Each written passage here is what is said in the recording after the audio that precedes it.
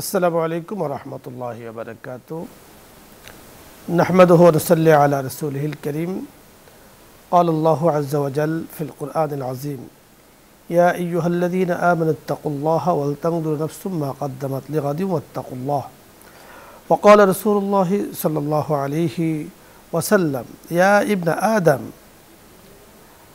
इस्तमतुका फलम तुतिअनी व कमा क़ाल अलैहि सलातु वस्सलाम।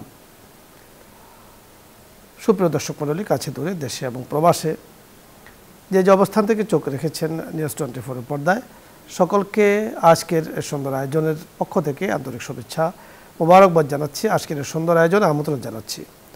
আল্লাহ রাব্বুল করিম পবিত্র কোরআন হাকিমে একটি আয়াত নাজিল করেছেন। আল্লাহ তাআলা বলেছেন, ইয়া আইয়ুহাল্লাযীনা আমানুত্তাকুল্লাহা, হে ঈমানদারগণ, অর্থাৎ আমাকে আপনাকে আল্লাহ রাব্বুল করিম ঈমানদার বলে ডেকেছেন এবং বলেছেন ইত্তাকুল্লাহ, তাকওয়া অবলম্বন করো, মুত্তাকি হও। ওয়াল তানজুর নাফসুম মা কদ্দামাত লিগাদিন ওয়াত্তাকুল্লাহ, এবং আগামী দিন অর্থাৎ পরকালে তুমি জিজ্ঞাসিত হবে তোমার কর্ম নিয়ে, পরকালে তুমি জিজ্ঞাসিত হবে জাগতিক সকল বিষয় নিয়ে। তার জন্য কি তুমি কোনো নেক কাজ ভালো কিছু পাঠিয়েছ? একটু চিন্তা করো, একটু ভেবে দেখো। অর্থাৎ রাসূল আকরাম সাল্লাল্লাহু আলাইহি ওয়াসাল্লাম বলেছেন, মান মাতাত ফাকাত কামাত কিয়ামাতুহু, যে ব্যক্তি ইন্তেকাল করেছেন তার কিয়ামত কায়েম হয়ে গিয়েছে। তাহলে অর্থাৎ যিনি আজকে ইন্তেকাল করেছেন, কিয়ামত আর 100 বছর পরে হোক, 500 বছর পরে হোক, উনি তো কবরে চলে গিয়েছেন। দুনিয়ার ভোগ বিলাস, দুনিয়ার জীবন প্রাণবায়ু চলে যাওয়ার পরে কিন্তু শেষ হয়ে যায়।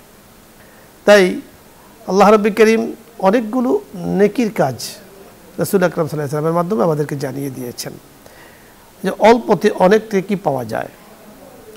যেমন কিছু তাসবিহাত আছে, সুবহানাল্লাহ, আলহামদুলিল্লাহ, লা ইলাহা ইল্লাল্লাহু, আল্লাহু আকবার।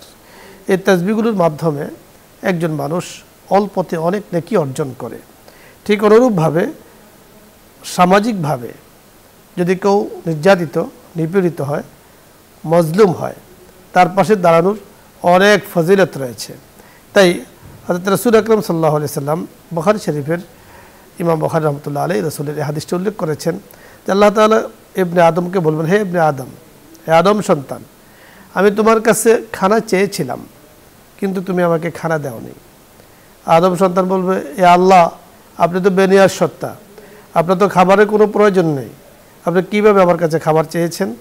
আল্লাহ রাব্বুল কারীম বলবেন, আরে তুমি জানো না আমার অমুক বান্দা মজলুম ছিল, তার খাবারের প্রয়োজন ছিল, তার পোশাকের প্রয়োজন ছিল, তার সাহায্যের প্রয়োজন ছিল। তুমি তার কাছে তার প্রয়োজন পূরণ করার অর্থে যদি যেতে, তো সেখানে আমি আল্লাহকে পেয়ে যেতে। সুবহানাল্লাহ। আল্লাহ রাব্বুল কারীম আমাদেরকে অল্পতে অনেক নেকি অর্জন করার আল্লাহ তাআলা সুযোগ করে দিয়েছেন। মজলুমের পাশে দাঁড়ানোর অনেক বড় ফজিলত আমরা দেখেছি। যিনি যে কারণে মজলুম হচ্ছেন, মজলুমের সংজ্ঞাটা অনেক ব্যাপক।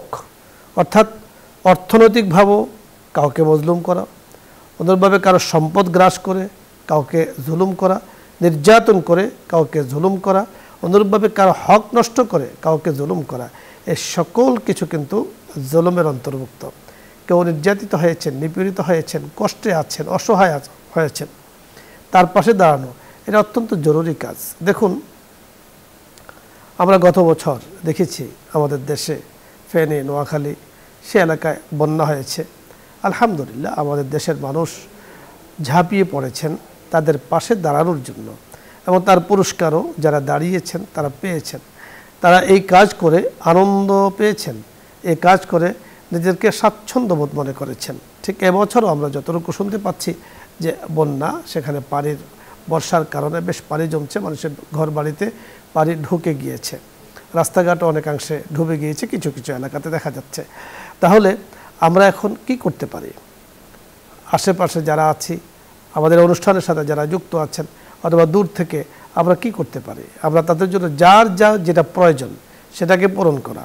অনেক সময় দেখা যাচ্ছে যে আমরা তাদের জন্য ত্রাণ নিয়ে যাই, খাবার নিয়ে যাই।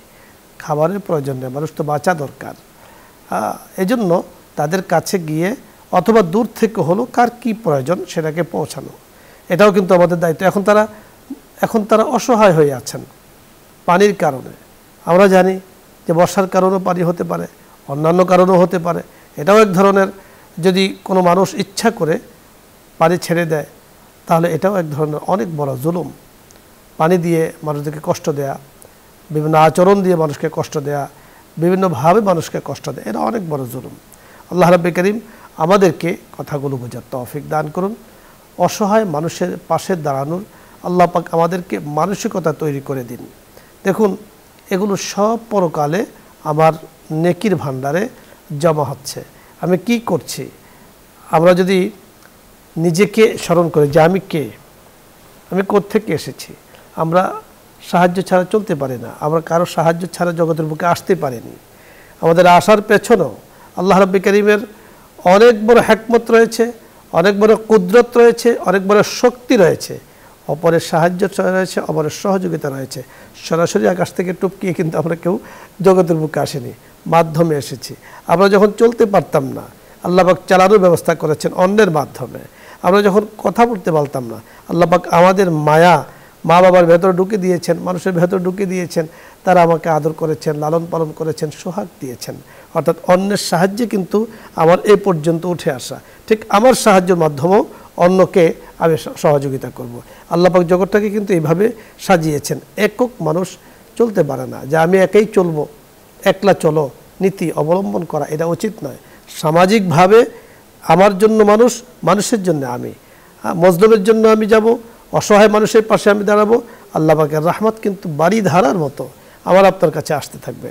দর্শক মণ্ডলী, আশা করছি কথাগুলো আপনারা শুনতে পেয়েছেন, বুঝতে পেরেছেন। ইনশাআল্লাহ আমরা আরও কথা বলবো আপনাদের। বিশেষ করে যে বিষয়টি আমি বারবার স্মরণ করে দিতে চাই, যে অসহায় মানুষ অনেক আছে। আমরা দেখেছি, আমরা যখন পথে ঘাটে চলি অনেক মানুষ নির্যাতিত হচ্ছেন, নিপীড়িত হচ্ছেন। আরও যদি আমরা আরও অগ্রসর হই, আমাদের দেশের বাহিরে অর্থাৎ মুসলিম জাহানের যেখানে আছে মজলুম মানুষ মুসলমানরা নির্যাতিত হচ্ছেন, নিপীড়িত হচ্ছেন। কেন হচ্ছেন? তাওহীদের উপরে চলার কারণে কেন হচ্ছেন? মুসলমানিত্বের কারণে কেন হচ্ছেন? সালাত পড়ার কারণে কেন হচ্ছেন? এইগুলো বিষয়গুলো চিন্তা করে আমার সাধ্য অনুযায়ী তাদের পাশে দাঁড়ানো, সহযোগিতা পৌঁছে দেওয়া, এটা ইসলামের তাকিদ। ইসলাম আমাদেরকে হুকুম করেছেন।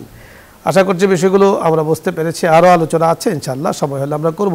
তবে এখন আপনাদের কথা শুনবো। প্রথমে যিনি আছেন, আসসালামু আলাইকুম ওয়া রাহমাতুল্লাহ। দর্শক নাম বলে পরিচয় দিয়ে প্রশ্ন করুন। হ্যালো, ওয়ালাইকুম সালাম ওয়া রাহমাতুল্লাহি ওয়া বারাকাতুহু। হুজুর ভালো আছেন আপনি? জি আলহামদুলিল্লাহ, আল্লাহ তাআলা ভালো রেখেছেন। হুজুর, আমার একটি প্রশ্নটা হলো যে আমরা যে এখন জুম্মার দিন দ্বিতীয়বার আযানটা দিয়ে থাকি, রাসূল সাল্লাল্লাহু আলাইহি ওয়াসাল্লামের সময় এটা তো প্রথম আযান ছিল। আর প্রথম যে আযানটা দিই, এই আযানটার প্রচলনটা কখন কিভাবে শুরু হয়েছে? ধন্যবাদ আপনাকে। আযানের প্রচলন কখন থেকে শুরু হয়েছে আপনি সেটা জানতে চাচ্ছেন। আসলে আযানের প্রচলন রাসূল আকরাম সাল্লাল্লাহু আলাইহি সাল্লামের জমানা থেকেই হয়েছে। কিভাবে হয়েছে? রাসূল আকরাম সাল্লাল্লাহু আলাইহি সাল্লাম যখন মদিনায় এসেছেন, রাসূল আকরাম সাল্লাল্লাহু আলাইহি সাল্লাম যখন মুসলমানদের সংখ্যা, মক্কাতেই মুসলমানদের সংখ্যা যখন বাড়তে ছিল, এট এ টাইম মসজিদের মধ্যে সকল মুসল্লি এসে নামাজ আদায় করবে, এর জন্য নির্দিষ্ট কোনো পদ্ধতি ছিল না। রাসূল আকরাম সাল্লাল্লাহু আলাইহি সাল্লাম সাহাবায়ে কেরামদের সাথে পরামর্শ করেছেন যে কীভাবে একই সময় মানুষ জামাতে আসতে পারে। এক একজন এক এক পরামর্শ দিয়েছেন। কোনো পরামর্শই আল্লাহ রাসূলের কাছে পছন্দ হয়নি। হযরত ওমর রাদিয়াল্লাহু তাআলা আনহু তিনি চাদর টেনে টেনে রাসূলের কাছে এসেছেন। এসে বলেছেন, ইয়া রাসূলুল্লাহ, গত রাত্রে আমি স্বপ্নে দেখেছি আযানের কালিমাগুলো, যে কালিমাগুলো আপনার কাছে আমি বলতে চাই। তিনি বলেছেন, বর্তমানে যে আযান একামত আমরা দিয়ে থাকি, রাসূল আকরাম সাল্লাল্লাহু আলাইহি ওয়াসাল্লাম বলেছেন এই স্বপ্ন তো আমাকেও দেখানো হয়েছে। অর্থাৎ এই যে বর্তমানে যে আযান দেয়া হয়, জুমার আযান বলুন, আপনি যেমনটি বলেছেন যে জুমার প্রথম আযান অথবা আযানের সূচনা, নামাজের রক্তে আযান দেওয়া, সূচনা কিন্তু তখন থেকেই হয়েছে। রাসূল আকরাম সাল্লাল্লাহু আলাইহি সাল্লাম বলেছেন এগুলো হলো কালিমাতে আযান, এগুলো দিয়ে কালিমা আযান দেবে। এর দ্বারা যেমন মানুষদেরকে জানানো হয়, অনুরূপভাবে আল্লাহ পাকের একাত্মবাদ, আল্লাহ পাকের তাওহীদের বড় জোরে সোরে তার ঘোষণা দেয়া হয় মসজিদ থেকে। তাই জুমার নামাজের আজান বলুন, প্রথম যে আজানটি আপনি বলেছেন, ফাসআউ ইলা যিকরিল্লাহি ওয়া দারুল বায়' ইযা নুদিয়া লিস-সালাত, সূরাতুল জুমআতে আলোচনা এসেছে, যখন নামাজের জন্য ডাকা হয়, অর্থাৎ প্রথম নামাজের জন্য যখন প্রথম আজানটা যখন দেয়া হয়, তখন ফাসআউ ইলা যিকরিল্লাহ, তোমরা আল্লাহ পাকের জিকিরের দিকে তোমরা দৌড়িয়ে যাও। তো আশা করছি আপনি বুঝতে পেরেছেন যে আজান নিয়ে আপনি যে প্রশ্নটি করেছেন বুঝতে পেরেছেন। পরবর্তী দর্শক, আসসালামু আলাইকুম ওয়া রাহমাতুল্লাহ। ওয়ালাইকুম আসসালাম। হুজুর, জি প্রশ্ন করুন। ওই যে আমি তিনটা প্রশ্ন, একটা হলো সাল্লাল্লাহু আলাইহি সাল্লাম তার অর্থ কি? আরেকবার বলুন, মুহাম্মদ রাসূলুল্লাহ তার অর্থ কি? প্রশ্নটি আরেকবার বলুন। আর আরেকটা হলো আমার 80 বছর বয়স, হাঁটতে পারি না, মেরুদণ্ডের হাড় ভেঙে গেছে। আচ্ছা, ধন্যবাদ আপনাকে। আমরা যতটুকু বুঝতে পেরেছি আপনি কালিমায়ে তাওহীদের অর্থ জানতে চেয়েছেন। লা ইলাহা ইল্লাল্লাহু মুহাম্মাদুর রাসূলুল্লাহ সাল্লাল্লাহু আলাইহি সাল্লাম, অর্থাৎ এই কালিমার অর্থ হলো এক আল্লাহ ছাড়া কোনো মাবুদ নেই। হযরত মুহাম্মদুর রাসূলুল্লাহ সাল্লাল্লাহু আলাইহি সাল্লাম আল্লাহ তাআলার রাসূল, বান্দা ও রাসূল মুহাম্মদুর রাসূলুল্লাহ সাল্লাল্লাহু আলাইহি সাল্লাম। আমরা আত্তাহিয়াতুর মাঝেও লা ইলাহা ইল্লাল্লাহ ওয়া আশহাদু আন্না মুহাম্মাদান আবদুহু ওয়া রাসূলুহু আমরা বলে থাকি। আশা করছি যিনি প্রশ্ন করেছেন বুঝতে পেরেছেন। পরবর্তী দর্শক, জি আসসালামু আলাইকুম ওয়া রাহমাতুল্লাহ। দর্শক শুনতে পেয়েছেন, প্রশ্ন করুন। আসসালামু আলাইকুম। ওয়া আলাইকুম আসসালাম। আসসালামু আলাইকুম হুজুর।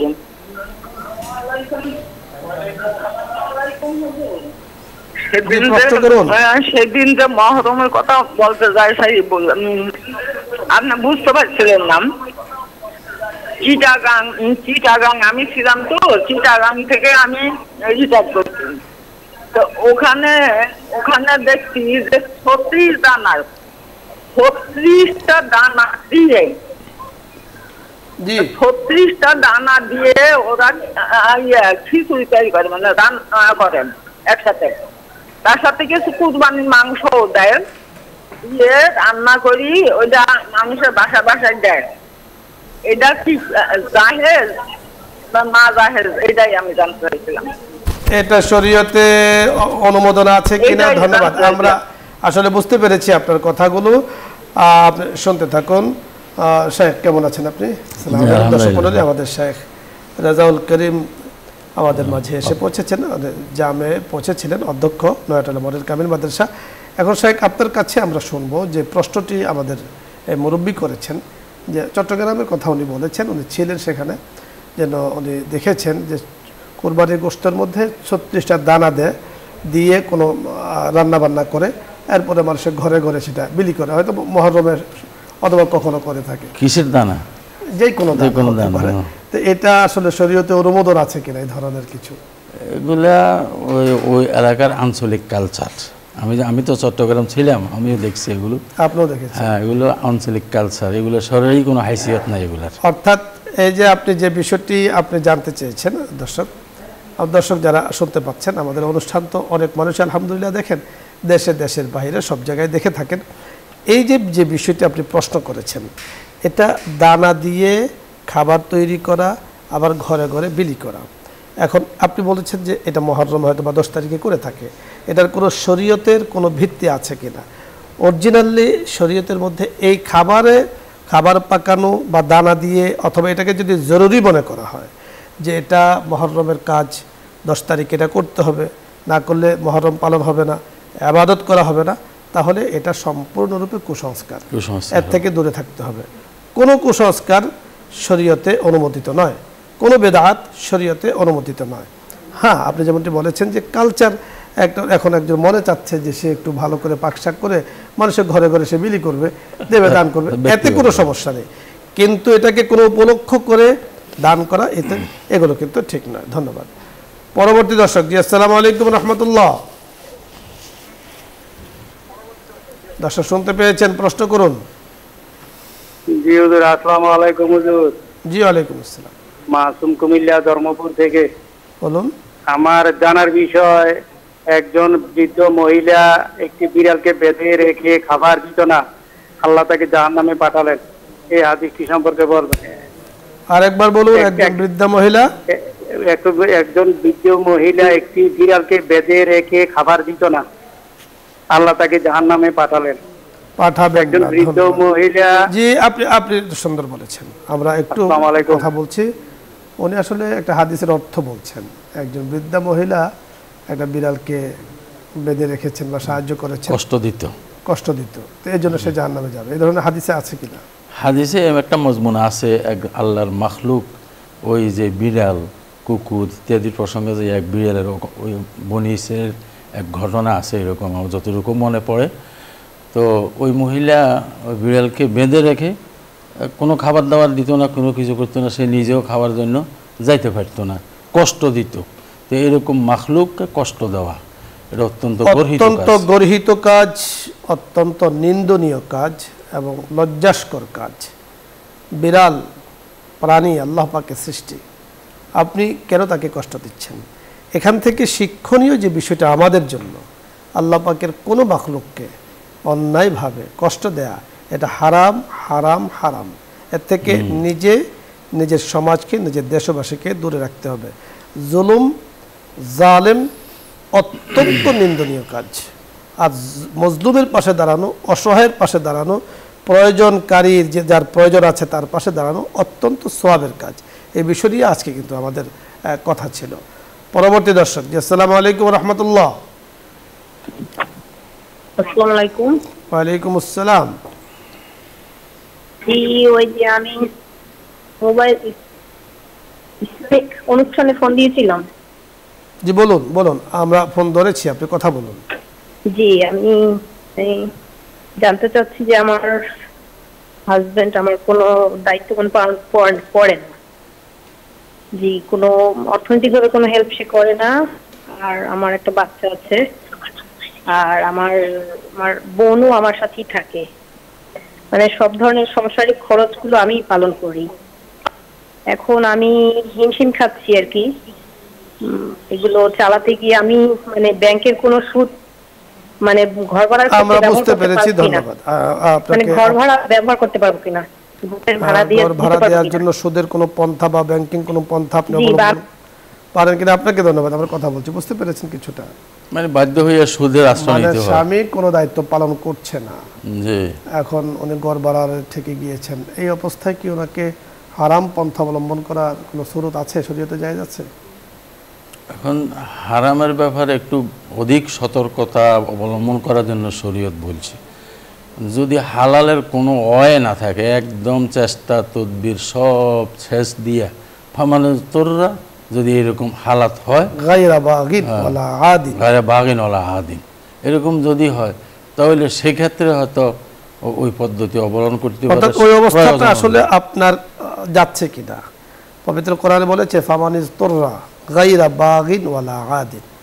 একজন মানুষ একেবারে জীবন বাঁচানোর জন্য তার কাছে হারাম কিছু বিষয় আছে, তো এখন বলেছে যে সীমা লঙ্ঘন না করে এবং সীমাদ্রোহী, রাষ্ট্রদ্রোহী না হয়ে যদি সে বাধ্য হয়ে যায় যে হারামকে অবলম্বন করতে, তাহলে ওই পর্যায়ে জীবন বাঁচানোর জন্য শরীয়ত তাকে এতটুকু অনুমতি দিয়েছে। আসলে আপনার পর্যায়টা কি ওরকম? মূলত আপনি জুলুমের শিকার। আপনার স্বামী আপনার হক হকুকাত, সন্তানের হক হকুকাত আদায় করছে না, এর জন্য গুনাহগার আসলে মূলত সেই হবে, কারণ দায়িত্ব তার। আপনি তার কাছে আছেন, সে কিছুই আদায় করছে না। তাকে মনে রাখতে হবে যে এর প্রত্যেকটা দানার জন্য তাকে জবাব দিতে হবে। এবং আপনি যদি কোনো গুনাহও লিপ্ত হয়ে যান, আল্লাহ না করুন, এই ধরনের, যেমনটা আপনি বলেছেন যে সুদের কোনো ঘর ভাড়া দেওয়ার জন্য, জীবন বাঁচানোর জন্য, আল্লাহ না করুন, যদি এই ধরনের কোনো হারামের পদ্ধতি, আল্লাহ না করুন, যদি আপনি সম্মুখীন হয়ে যান, গুনাহগার কিন্তু সেই হবে। এই জন্য বোন আপনাকে আমরা পরামর্শ দিব, এলাকার মুরব্বী আছে, লোকজন আছে, তাদের সাথে আলাপ করে আসলে আপনি যদি ঘর ভাড়া দেওয়ার জন্য হারাম, তাকওয়া অবলম্বন করতে হবে। তাকওয়া তো আসলে এগুলো থেকে বিরত থাকা। আপনি নিজের অবস্থাটা নিজে একটু চিন্তা করুন, এরপরে আপনি ফয়সালা করুন। জি, পরবর্তী দর্শক, আসসালামু আলাইকুম।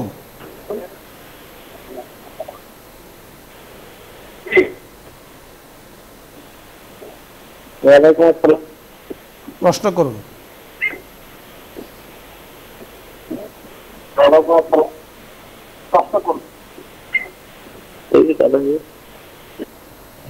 সমস্যা। জি ধন্যবাদ দর্শক, আপনি কানেকশন পাচ্ছেন না, আগামী দিন চেষ্টা করুন। ধন্যবাদ শেখ, আপনি অনেক কষ্ট করে এসেছেন আজকে আমাদের অনুষ্ঠানে, আমরা আপনাকে পেয়েছি আলহামদুলিল্লাহ। আপনি কষ্ট করে এসেছেন, ধন্যবাদ, জাযাকাল্লাহ, আহসানুল জাযা। আল্লাহ তাআলা আপনার হায়াতকে বরকতময় করুন। দর্শক মণ্ডলী, আজকে আমরা অনুষ্ঠানের শেষ পর্যায়ে আছি। আল্লাহ পাকের কাছে আমরা দোয়া করব আজকের দিনটা অনেক বরকতময় একটি দিন। তো যে বিষয়গুলি আসলে আমরা কথা বলছি, অল্প কথায় আমরা চেষ্টা করব কথাগুলো বোঝার জন্য, যে অসহায়ের পাশে দাঁড়ানো। আমাদের মা বোন যারা আছেন, আমার অনুষ্ঠানে যুক্ত আছেন, আমার বাবারা যারা আছেন, আমরা চেষ্টা করব যে যিনি অসহায় আছেন তার কাছে দাঁড়ানো। আমার পড়শি বিপদে পড়েছেন তার পাশে দাঁড়ানো, আমার এলাকাবাসী বিপদে পড়েছে তার পাশে দাঁড়ানো। আমি সাধ্য অনুযায়ী এই যে কাজগুলোর যার ভেতরে আছে, যিনি করেন, উনি কিন্তু অনেক পুরস্কৃত হন ইহ এবং পরজগতে। আল্লাহ তাআলা আমাদেরকে সেই পুরস্কারের ভাগিদার করুন, আমিন। আজকের না, সকলকে ধন্যবাদ জানিয়ে আজকের মতো বিদায় নিচ্ছি। আসসালামু আলাইকুম ওয়া রাহমাতুল্লাহি ওয়া বারাকাতুহু। দোয়া হবে, দরুদ ইস্তেগফার পাঠ করি। আল্লাহুম্মা সাল্লি আলা সাইয়্যিদিনা ওয়া নাবিয়্যিনা ওয়া শাফিঈনা ওয়া হাবিবিনা ওয়া মাওলানা মুহাম্মদ সাল্লাল্লাহু আলাইহি ওয়া আলা আলিহি ওয়া আসহাবিহি ওয়া বারাকা ওয়া সাল্লাম। আলহামদুলিল্লাহি রাব্বিল আলামিন। আলহামদুলিল্লাহ ওয়াল আকিবাতু লিল মুত্তাকিন ওয়া আলা আলিহি ওয়া আসহাবিহি আজমাইন। ربنا ظلمنا أنفسنا وإن لم تغفر لنا وترحمنا لنكونن من الخاسرين. يا الله يا رحيم يا كريم يا ذا الجلال والإكرام يا راحم المساكين. يا الله আমরা গুনাহগার বান্দারা মাওলাই করিম জুমার সালাত আদায় করেছি মসজিদে মাওলাই করিম। ইয়া আল্লাহ, এর পরে দিনই একটি অনুষ্ঠানে বসে আপনার শাহী দরবারে হাত তুলে আছে। কত মানুষ মাওলাই করিম জুম্মাবারের দিনে তাকিয়ে থাকেন, ছুটির দিন মাওলাই করিম একসাথে বসে আরামের সময় আরামকে মাওলাই করিম পেছনে রেখে আরামকে মাওলাই করিম ইয়া আল্লাহ বাদ দিয়ে আপনার শাহী দরবারে হাত তুলে আছেন। মেহেরবানি করে সকলের হাতগুলোকে আপনি কবুল মঞ্জুর করে নেন। ইয়া আল্লাহ, আয়োজনকে আপনি কবুল করে নেন, আয়োজক বৃন্দদেরকে আপনি কবুল করে নেন। বিশেষ করে বসুন্ধরা পরিবার চেয়ারম্যান মহোদয়, পরিবারের সদস্যবৃন্দ যারা আছেন, মাওলাই করিম তাম জাহানের উম্মতে মুসলিমার পরিবার সদস্য যারা আছেন, ইয়া আল্লাহ, নিউজ 24-এর পরিবারের সদস্য, বসুন্ধরা পরিবারের সদস্য, মাওলাই করিম আমাদের দেশের মুসলমানদের পরিবারের সদস্য যারা আছেন, মেহেরবানি করে সকলকে আপনি মাফ করে দেন। ও করিম, আপনি করিম, আপনি সত্তারুল উয়ুব। ইয়া আল্লাহ, আমরা দেখেছি, চিন্তা করেছি, বহু গুণ আমাদের আছে। মাওলাই করিম, গুনার কারণে যদি কোনো পরীক্ষা দেন আমরা পাশ করতে পারবো না। মাওলাই করিম, বিপদ দিলে, আমরা রোগ বিরোগ দিলে মাওলাই করিম আমরা উদ্ধার হতে পারবো না। ওগো করিম, আপনার ছায়াতলে, রহমতের ছায়াতলে আমাদেরকে ঢেকে নেওয়ার আপনি ব্যবস্থা করে দেন। ইয়া আল্লাহ, সব ধরনের ইবতিলা থেকে, ইমতিহান থেকে, পরীক্ষা থেকে আমাদেরকে হেফাজত করেন। খায়র বারাকাত দ্বারা আপনি আমাদেরকে ভরপুর করে দেন। ইলমে আমলে আপনি ভরপুর করে দেন, রিজিকে ভরপুর করে দেন। চেয়ারম্যান মহোদয়কে নেক হায়াত দান করেন। পরিবারের সদস্য যারা আছেন, ইয়া আল্লাহ, আমাদের সকলের জন্য খায়র বারাকার ফয়সালা করে দেন। মাওলাই করিম, ইয়া আল্লাহ, আপনার রহমত নিয়ে যেন বেঁচে থাকতে পারে, কবরে যেতে পারে, সেই তৌফিক আপনি দান করেন। আমিন। হরমতে সাইয়্যিদুল মুরসালিন, আলহামদুলিল্লাহি রাব্বিল আলামিন।